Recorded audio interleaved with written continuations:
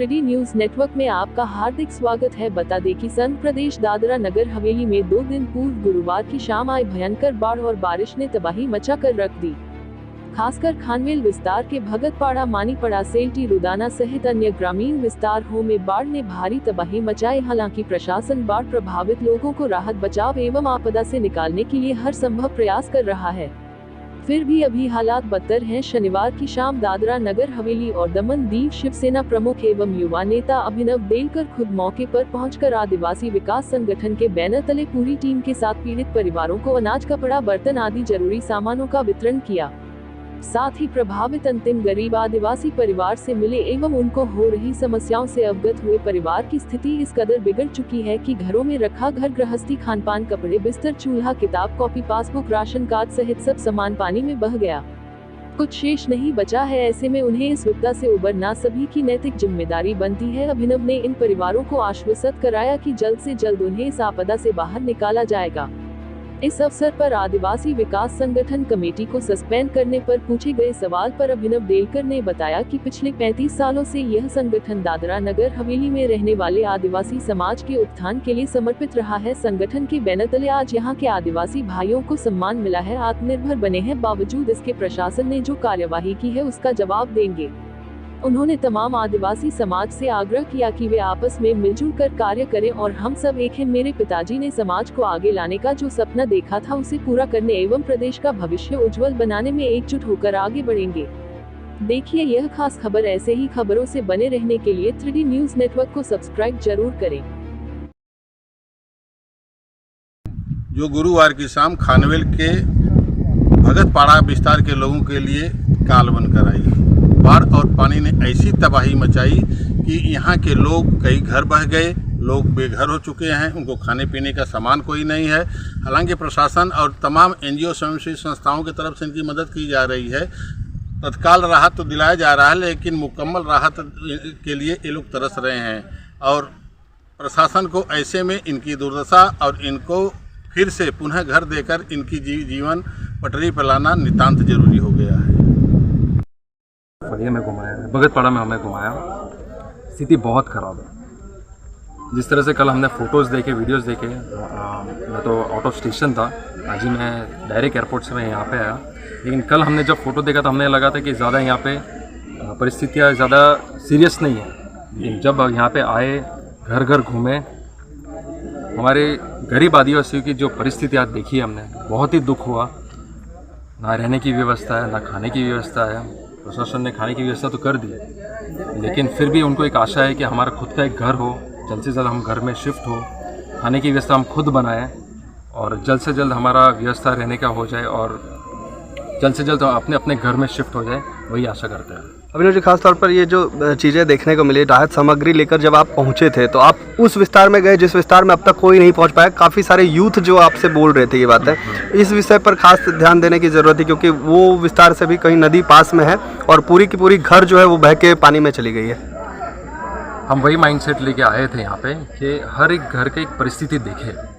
मुझे बताया गया था कि भगतपाड़ा में सबसे ज़्यादा, कल से हमारी टीम आदिवासी विकास संगठन की पूरी टीम यहाँ पे लगी थी, सुबह 9 बजे से लेके रात को 8 बजे तक। मैंने उनको कहा था कि पहले आप निरीक्षण कर लो, हर जगह देख लो कि सबकी परिस्थिति क्या है। तो उन्होंने मुझे शाम को कॉल किया कि भाई यहाँ पे परिस्थिति बहुत ही ख़राब है, सबसे पहले हम भगतपाड़ा आएंगे। बाकी घरों में भी, बाकी गाँवों में और घरों में भी परिस्थिति है, लेकिन यहाँ पे सबसे वर्स्ट परिस्थिति बोल सकते हैं हम। तो यहाँ के यूथ ने यहाँ पे आए, मुझे कहा कि आप एक बार हमें हमारे साथ चलिए, घर घर एक बार निरीक्षण कीजिए। और मैं बिल्कुल इसमें मना नहीं कर सकता, ना मैं मना करूँगा। हमारी फ़र्ज़ बनती है कि अगर हम किसी चीज़ को ध्यान से ये करें तो हम उसको एंड तक हम लोग उसका निरीक्षण भी करेंगे और उसका जल्द से जल्द उसका कुछ इलाज करें, सलूशन लाए। अभी हमें पता नहीं है कि कौन यहाँ पे आया है, कैसे आया। मुझे तो बताया गया था काफ़ी संगठन भी आए यहाँ पे है, प्रशासन भी यहाँ पे आए, प्रशासन के लोग यहाँ पे, कलेक्टर वगैरह सब आए थे। मुझे तो ऐसा लग रहा था कि कुछ ना कुछ रास्ता जल्द से जल्द निकलेगा, लेकिन जिस तरह से उन्होंने मुझे बताया कि हमारे गांव के एंड तक और हर घर की परिस्थिति उनको नहीं पता है, तो मैं यहाँ के प्रशासन और सभी लोगों को मैं रिक्वेस्ट करूँगा कि यहाँ की हर घर की परिस्थितियाँ देखें, यहाँ के निरीक्षण अंदर तक करें और हर घर के एक मतलब हर घर में कोई खराब परिस्थिति ना रहे, उनको जल्द से जल्द घर की व्यवस्था हो जाए और जल्द से जल्द उनको रहने का छत मिल जाए, वो व्यवस्था करके। जितने भी पीड़ित परिवार थे उनकी उम्मीद काफ़ी टिकी हुई है, हमेशा की तरह डेलकर परिवार पर, सांसद जी पर टिकी हुई है, आप पर टिकी हुई है। आपके आने के बाद काफ़ी लोगों को उम्मीद की जगी भी है। तो किस तरह से आप प्रशासन से और सरकार से आप निवेदन करना चाहेंगे कि जितना जल्दी हो सके उतना जल्दी इनकी सहायता की जाए और इनका फिर से जीवन को व्यवस्थापन हो? मैं सिर्फ प्रशासन से नहीं, पूरे मेरे नगर हवेली के लोग से मैं रिक्वेस्ट करूँगा कि आप एक बार यहाँ पे आए, हर घर में निरीक्षण करें। इस प्रदेश ने, हमारे लोगों ने और हमारे आदिवासी समाज ने हमारे प्रदेश के लिए बहुत कुछ किया है, दिया भी है। तो मैं सभी को रिक्वेस्ट करूँगा कि यहाँ पे हो सके उतनी मदद करें, हो सके सिर्फ खाने की व्यवस्था नहीं, हो सके तो घर के सामग्री या फिर छत या फिर घर के शायद से चूल्हे से लेके या फिर खाने की व्यवस्था, खाने का तो हो ही रहा है, ब्लैंकेट से लेके कुछ ना कुछ यहाँ पे ऐसी व्यवस्था करके यहाँ के लोगों को सहाय मिले। और प्रशासन की सबसे ज़्यादा जिम्मेदारी बनती है कि यहाँ पे सिर्फ आने के लिए नहीं, लेकिन हर घर में हर किसी की तकलीफ़ का एक सोल्यूशन निकले, वैसी यहाँ पे रास्ता निकाला जाए, वैसी उनकी सपोर्ट मिले और यहाँ से हर घर का अपना घर बन जाए, वही हमें आशा रखता हूँ। अभी जी एक क्वेश्चन और उठता है समाज इसमें चर्चा का विषय बना हुआ कि आदिवासी विकास संगठन हमेशा से आदिवासी समाज के उत्थान के लिए हमेशा समर्पित रहा है। प्रशासन ने आदिवासी विकास संगठन की कमेटी ही कल भंग कर दी है। आदिवासी भवन पर कब्जा करने के प्रशासन ने अपना कब्जा जमा लिया, इस पर क्या प्रतिक्रिया व्यक्त करना चाहेंगे आप? आदिवासी विकास संगठन तो मैं तो बहुत छोटा था, मेरे ख्याल से मेरे सारे वडील यहाँ पे हैं, मैं ही नहीं, मेरे गांव के लोग को भी पता है कि आदिवासी विकास संगठन ने इस प्रदेश के लिए क्या क्या किया है और क्या क्या दिया हुआ है। और ये संगठन हमारा या फिर किसी परिवार का या फिर किसी पॉलिटिकल पार्टी का नहीं है, ये हमारे दादरा नगर हवेली का सबसे पुरानी हमारी संगठन है, जिन्होंने ये प्रदेश में पिछले 35 साल से ये समाज को आगे लाया है। बहुत मतलब जिस तरह से इन्होंने जो प्रक्रिया की थी, ये अभी की नहीं, ये पिछले 5 साल से है, ये अभी पिछले 2 साल से तो हम संभाल रहे थे, लेकिन ये एलिगेशंस हम पिछले 5 साल से लगे थे जब मेरे पिताजी भी थे। और आदिवासी विकास संगठन ने जो दिया हुआ है, मेरे पास शब्द नहीं है कि किस तरह से इसका ये करूँगा, लेकिन इन्होंने जो एलिगेशंस लगाया उसका जवाब भी हम देंगे, बहुत डिटेल में देंगे। आज तो मैं यही कहूँगा कि आज तो मैं पीड़ित लोग के बीच में हूँ, तो मेरे दिमाग में मुझे लगा था ये क्वेश्चन आएगा, लेकिन मेरे दिमाग में अभी सिर्फ इनको किस तरह से सपोर्ट किया जाए वही मेरे दिमाग में चल रहा है। लेकिन मैं एक मैसेज देना चाहता हूँ सबको, मैं गुजराती में बोलना चाहता हूँ। મારા તમામ આદિવાસી વિકાસ સંગઠનના લોકોને એક જ મેસેજ આપીશ, કેટલા બી ખોટા આપણા પર ઇલ્ઝામ કેમ નહીં લગાવે, કેટલા બી ખોટા આક્ષેપ કેમ નહીં લગાવે, આ આદિવાસી વિકાસ સંગઠન આપણા લીડર મોહનભાઈ ડેલકરે જેટલું આપણા પ્રદેશ માટે કરેલું છે એટલું મારા ખ્યાલથી કોઈ સંગઠન કોઈ પ્રશાસન કે કોઈ નથી કરેલું. ને આદિવાસી વિકાસ સંગઠન તો ખાલી એક સંગઠન નથી, એક વિચારધારા છે. એ વિચારધારા મોહન ડેલકર સાથે જોડેલું છે. ને જે આ સંગઠનમાં જોડાયેલા છે ખાલી મેન કાર્યકર્તા નહીં, એમાં નાલામાં નાલા કાર્યકર્તા યુથ સાથે મોટી સંખ્યામાં એમાં બધા જોડાયેલા છે. ને એ સંગઠનમાં જેટલા બી જોડાયેલા છે તે બધામાં મોહન ડેલકરની પરછાઈ છે. એટલે ભલે એ લોકો એ લોકો આપણા પર જે પણ આક્ષેપ લાગે, સસ્પેન્ડ પણ કરે, કોઈ ફરક નહીં પડે અમને. અમે અમારી જિમ્મેદારી નિભાવશું.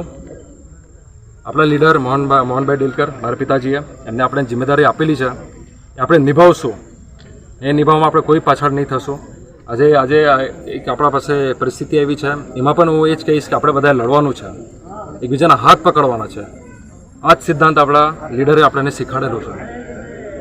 इसलिए मैं ये कहूँगा कि हम हमारी जिम्मेदारी निभाएंगे. लोग हमसे आशा इसलिए करते हैं क्योंकि हमेशा मेरे पिताजी ने दिया था, इस संगठन ने दिया था. हमेशा से मैं बोलता आया हूँ कि आदिवासी विकास संगठन ने जितना दिया है उतना ये ये प्रदेश में जितना आदिवासी AVS ने दिया है उतना शायद से किसी ने नहीं दिया है. मेरे पिताजी का एक सपना था जब उन्होंने AVS का संगठन जब ये गठन हुआ था, तभी उनका एक सपना था कि दादरा नगर हवेली के हमारे यहाँ के आदिवासी समाज सबसे आगे रहे. और मैं गर्व से कह सकता हूँ कि एक सिद्धांत से कह सकता हूँ कि हमारे प्रदेश में आदिवासी समाज सबसे आगे है, सबसे डिसिप्लिन्ड है, इसलिए आज आप देख सकते हो आज लोगों की आशा भी हम पे है, हमारे समाज के लोग की भी आशा हमारे पे है। एक कारण है उसमें, तो वही हम लेके चलेंगे। लोगों का विश्वास है, वो विश्वास हम बरकरार रखेंगे, आगे लेके जाएंगे। कोई भी परिस्थिति आएंगे हम साथ में रहेंगे, एक दूसरे का हाथ पकड़ेंगे और जो भी परिस्थिति आएंगे उससे लड़ेंगे। और जो भी પરિસ્થિતિ ખરાબમાં ખરાબ પરિસ્થિતિ આવશે તેમાં આપણે લડશું, એનું આપણે સોલ્યુશન લાવશું અને આપણો સમાજ આગળ વધે તે જ ઉદ્દેશથી આપણે આગળ વધશું. એ કુદરતનું આવી ઘટના ઘટી અને આપણું આખું ગામ જે આવી પરિસ્થિતિ આવી પરમ દિવસે આ ઘટના ઘટી હતી, બરાબર ને? ગઈકાલે હું દિલ્હી હતો, મારા મધર બી ત્યાં જ છે, પાર્લામેન્ટ ચાલુ છે એટલે ત્યાં જ છે. જ્યારે મેં પરિસ્થિતિ જોઈ, ફોટા જોયા, મને ખરેખર વિશ્વાસ નહીં થયો કે આપણા ખાનવેલમાં આટલું બાળ, આટલું પાણી બી આવી શકે. પણ જોઈને બહુ દુઃખ થયું. તરત અમે નિર્ણય લીધો કે અમે આવશું અહીંયા, પોતે આ નિરીક્ષણ કરશું, જોશું કે શું પરિસ્થિતિ છે. ગઈકાલે પણ બધા ફોટાને બધા જોયા મેં, ત્યારે અમને એમ થયું કે બહુ વધારે તકલીફવાળું નહીં મળે. ખરેખર મને એવું લાગ્યું બહુ આ નહીં મળે. પણ આજે હું પોતે જ્યારે આવ્યો, આપણે ખાનવેલની તમામ ટીમે મને વાત કરી કે ભાઈ તમે એકવાર આવો ને ઘરે ઘર તમે પરિસ્થિતિ જોવો. અમારા આપણે સંગઠનવાળા બી, આપણા આદિવાસી વિકાસ સંગઠનના બધા જ આપણી ટીમ, બધા આખા નગર હવેલીના બધા, ખરેખર કહું બધા સરપંચ છે, બધા આપણા મેમ્બરો છે ને મોટા મોટા આપણા આગેવાનો છે, એ લોકો બધા આવ્યા અહીંયા. મને કીધું સ્પેશિયલી કે ભાઈ તમે એકવાર અહીંયા આવજો. ખરેખર પરિસ્થિતિ આજે મેં બને તેટલું જલ્દી આવવાની કોશિશ કરી. ડાયરેક્ટ હું એરપોર્ટ પરથી દિલ્હીથી ડાયરેક્ટ અહીંયા જ આવ્યો, નિરીક્ષણ કર્યું, બધું જોયું. બધા છોકરાઓ મને ગામે ગામ લઈ ગયા, ઘરે ઘર લઈ ગયા. ખરેખર પરિસ્થિતિ આજે બહુ દુઃખ થાય કે કુદરતનો આવી ઘટનામાં આપણી પરિસ્થિતિ આપણી બહુ ખરાબ કરી દીધી છે. જ્યાં જમીન આપણે જોઈએ ત્યાં ઘર હતું એવું લાગતું જ નહીં મળે. આખું ઘરને ઘર ધોવાઈ ગયા છે. બધાના ઘરમાં કીચડ, કાચા ઘર ધોવાઈ ગયા. જ્યાં થાંભલાને પતરા કરેલા તે ધોવાઈ ગયા, કંઈ જ નહીં રહ્યું. આવી પરિસ્થિતિમાં હું તમને ખાલી એક જ વસ્તુ કહીશ, બધા સાથે રહો. મને ખુશી એ થાય આપણા સમાજમાં, આપણા આદિવાસી સમાજની મને ખુશી એ થાય કે બધા એકબીજાને મદદ કરતા છે આજે. અને મને ગર્વ થાય કે આપણે આદિવાસી સમાજ બધા એક સાથે ચાલતા છે. તો તેના માટે હું બધાને ધન્યવાદ બી કરીશ અને બધાને કહીશ કે હિંમત રાખો. ખરાબ પરિસ્થિતિ છે, હજી પણ ઘણાના ઘર નહીં બન્યા મળે, બીજાના ઘરે રહી છે, કદાચ કોઈ સ્કૂલમાં રહી છે, ખાવાની વ્યવસ્થા નથી થતી, બનાવવા માટે સામાન નથી. પણ આવા કઠિન પરિસ્થિતિમાં આપણે બધા એકબીજાને સાથ સહકાર આપવું જોઈએ. તો બધા આપણે સાથે રહીશું. હું પણ સાથે જ છું. હું અહીંયા રહીશ, 4-5 દિવસ અહીંયા જ રહીશ. જેના ઘરમાં ઘણી તકલીફ છે એના માટે કંઈ ને કંઈ વ્યવસ્થા કરશું. અમે તમામ નગર હવેલીથી બધા મોટા મોટા આગેવાનો બેસશું. આપણે જેટલી વ્યવસ્થા થશે અમારા તરફથી, જ્યાં ઘર અગર બનાવવાનું તો ઘર બી આપણે વ્યવસ્થા કરી દઈશું. જ્યાં ચૂલો કે લાકડાની કંઈ વ્યવસ્થા કરવાનું તે બી અમે કરી દઈશું. તમામ અમે સાથે મળીને પાછું ઘર ઊભું કરવાની જિમ્મેદારી અમારી છે. ને જ્યાર સુધી નહીં બનશે ત્યાર સુધી અમે કોઈ બી ઘરે નથી બેસશું. ને બધાને હું જિમ્મેદારી આપીશ કે જ્યાર સુધી ભગતપાડામાં બધા ઘર નહીં બને ત્યાં સુધી કોઈ ઘરે નહીં બેસશે અને બધા કામે લાગી જશે. પણ બધા આપણે કોઈ નિરાશ નહીં થશે, સાથે રહેશું. 3-4 દિવસ બધા વ્યવસ્થા કરજો કે કોઈના ઘરે કદાચ વધારે તકલીફ હોય તો બીજાના ઘરે. એમ તો મને કીધું છે બધા સગાવાળાને એમ તો બધા એડજસ્ટ કરતા છે. કાલે જ અમે બેસીને એનો કંઈ ને કંઈ રસ્તો કરશું, બરાબર ને? કંઈ પણ વ્યવસ્થા, કંઈ પણ કોઈને તકલીફ પડે, કંઈ પણ વ્યવસ્થાની જરૂરત હોય, અમારી આખી ટીમ અહીંયા જ છે. આપણે તમામ બાબનભાઈથી લઈને સુરેશભાઈથી લઈને આપણે તમામ બધા છોકરાઓ બી છે, પેલો સુનિલ કરીને બધા છે. તમે બધા સાથે મળીને એવું લાગે તો મને મળવા આવજો, યા ફિર તમને એવું લાગે કે મારે અહીંયા આવવાનું છે તો હું અહીંયા આવીશ, બરાબર? પછી ભવિષ્યમાં શું કરવાનું છે, ક્યાં આપણે ઘર નોંધવાનું કે ક્યાં ઘર આપણે શિફ્ટ કરવાનું તે પછી આપણે કરશું. હમણાં પહેલાં આપણે રહેવાની વ્યવસ્થા પહેલાં કરશું, બરાબર? તો કોઈ નિરાશ નહીં થશું, બધા મગજથી મજબૂત રહેશે. હવે બનાવ બની ગયો છે, હવે કંઈ નહીં, પણ હવે આગળની આપણે શું વ્યવસ્થા કરવાની તે આપણે બધા કરશું, બરાબર? તો ઘણું લેટ થઈ ગયું છે. હવે તમારે બી તમે ઘરે જઈને તમે વ્યવસ્થા કરી લો અને કંઈ બી હશે તો હું બેસેલો છું. ઓકે, ખૂબ ખૂબ ધન્યવાદ. बाढ़ इधर से दोनों साइड में बाढ़ आती थी, दोनों साइड में। सुबह 6 बजे लगा बाढ़, तो शाम को कम से कम 8:30 बजे पूरा ऐसा हो गया, कम हो गया। बाद में 9 बजे 9:15 बजे हमको फायर ब्रिगेड वाला आया और लेने के लिए आया, तो उधर से आया और बाद में हमको बोला क्या अभी कितना आदमी थे, तो बच्चे नीचे से का ऊपर से उतार दिए सब, और सब उतार दिए और बोले हम इतने आदमी है, 12-13 आदमी हम लोग परिवार में। हाँ, परिवार बच्चे में। भी रहे? हाँ, बच्चे भी साथ में। तो उनको कैसे आप बचाए थे, क्या किए उस समय? अरे उस समय बाढ़ आया तो इसमें वो सिर्फ मेरी रिक्शा है तो उधर रखने के लिए गए थे, और ट्रैक्टर छोटा है और रखने के लिए बाद में तुरंत बाढ़ आया, निकाल के समय तुरंत बाढ़ आया, बच्चे को निकालते समय तुरंत बाढ़ आया। तो उन सबको उधर छोड़ दिया? हाँ, उधर उसको छोड़ दिया और बच्चे सब मेरा परिवार उधर ही लेने के लिए आए थे।